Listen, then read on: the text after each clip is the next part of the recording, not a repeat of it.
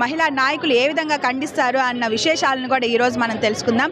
ఈరోజు అయితే ప్రజెంట్ మనతోటి పద్మావతి శ్రీదేవి మేడం అయితే ఉన్నారు. వారిని అడిగి కూడా కొన్ని విశేషాలు అడిగి తెలుసుకునే ప్రయత్నం చేద్దాం.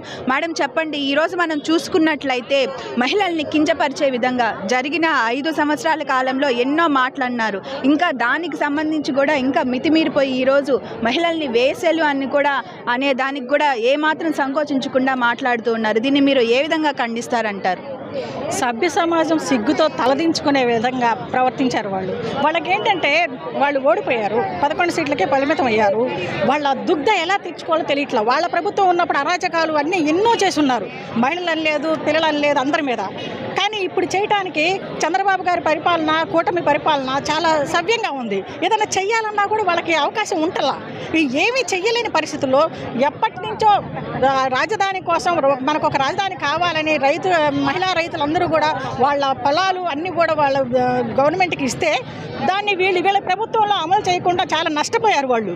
దానికోసం వీళ్ళు ఉద్యమం చేస్తుంటే వాళ్ళని ఈ విధంగా అంతం అనేది వీళ్ళకి అసలు మానవత్వం, నైతిక విలువలు అనేవి లేవనే చెప్పుకోవచ్చు.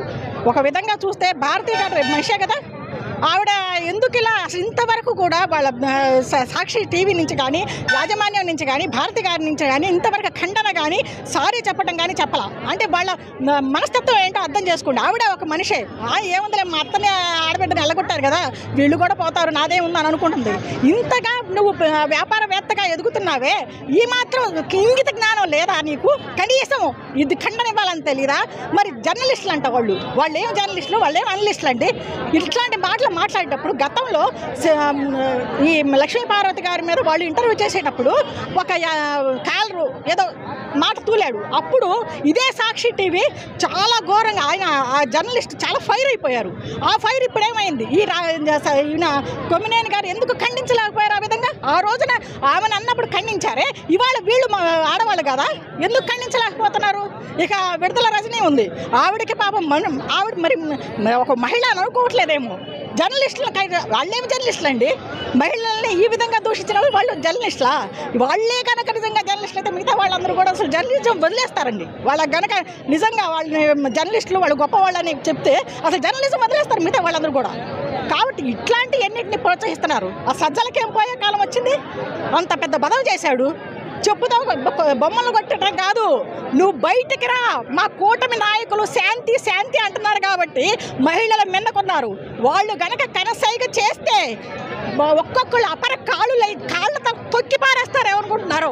వైసీపీ వాళ్ళందరికీ ఒకటే వార్నింగ్ ఇస్తున్నాం, ఇంకొకసారి ఇలాంటి చర్యలు కానీ మాటలు కానీ ఏమన్నా తూలారంటే ఇక ఆగేది లేదు, తొక్కి పట్టి నరం తీస్తాం. ఖబర్దార్. ఈరోజు ఈ ర్యాలీ ద్వారా ఏం తెలియజేయాలనుకుంటున్నారు?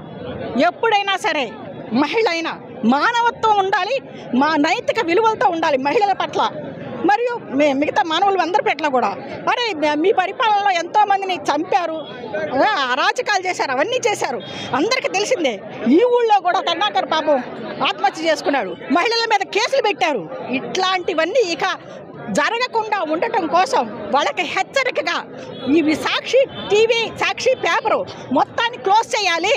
వాళ్ళు బేషరతుగా వచ్చి అమరావతి మహిళలకి సారీ చెప్పాలి, వాళ్ళ పాదాలంటే సారీ చెప్పాలి. అప్పుడు కానీ మేము శాంతించాం. వాళ్ళు చేసేది చాలా ఘోరమైన నీచమైన, సభ్య సమాజం చీ అని ఊసేలాగా చేశారు. మనం చూసుకున్నట్లయితే గత 2 రోజుల నుంచి కూడా ఈ మొత్తం కూడా ఎక్కడ చూసినా కానీ మహిళలందరూ కూడా ఎంతో మానసిక బాధకి గురయ్యి అందరూ కూడా ర్యాలీ చేస్తున్నారు. అదేవిధంగా ప్రెస్ మీట్లు పెట్టి మాకు ఈ విధంగా అన్నారు, మేము ఊరుకోమని చెప్తున్నారు. అయినా కానీ ఇప్పటికీ కూడా ఒక క్షమాపణ చెప్పడం కానీ ఏది లేదు. ఇప్పుడు దీని తర్వాత కూడా క్షమాపణ అనేది రాకపోతే నెక్స్ట్ ఏ స్టెప్ అనేది యాక్షన్ తీసుకోవాలండి.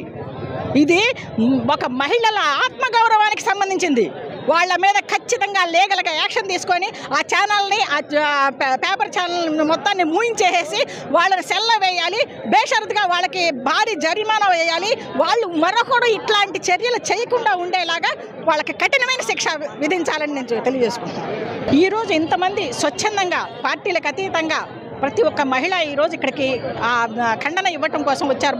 మన దగ్గుబాటి కృష్ణారెడ్డి గారి ఆధ్వర్యంలో ఈరోజు ఎమ్మెల్యే గారి పిలుపు మేరకు మేమే అడిగాం ఎమ్మెల్యే గారిని, ఓకే అన్నారు ఆయన. కాబట్టి అందరం కలిసి పార్టీలకు అతీతంగా ఈ కూటమి నాయకులందరి ఆధ్వర్యంలో మేము ముందుకు సాగుతున్నాం. ఎట్టి పరిస్థితుల్లో మహిళలకు కించపరిచిన ఈ ఘటన మరి లీగల్గా తీసుకొని వాళ్ళకి శిక్షించాలని